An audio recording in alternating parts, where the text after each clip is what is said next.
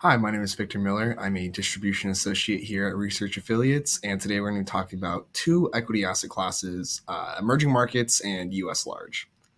So here, if you open our asset allocation interactive tool, you'll see that if you go here, you can pull up trailing 10-year returns that US large has significantly outpaced all other asset classes, including EM equities.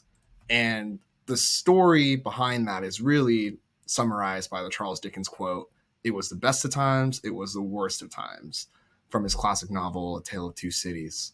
You'll see that US large annually returned about 9.7%, whereas EM equities roughly 60 basis points. And a lot of investors like to naively use trailing returns to forecast expected returns. We disagree with that, and here's why. If you go to our CAPE box plot here, you'll see that for US large, the CAPE valuation is almost 34, way above the mean. And so we're expecting mean reversion all the way back to 25 or the next 10 years. In terms of emerging markets, the CAPE ratio is slightly lower than the mean, not by much, but how does that play out into expected returns?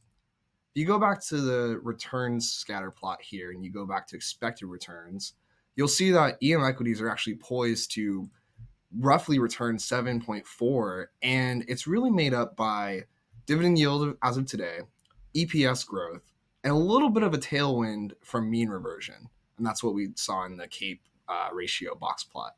Whereas US large is poised to return less than 100 basis points, and the majority of that really comes from the valuation change. So again, that's really what we saw from the box plot again of the CAPE ratio. If for some reason maybe you don't want to look at valuation dependent models, you can just look at yield and growth here.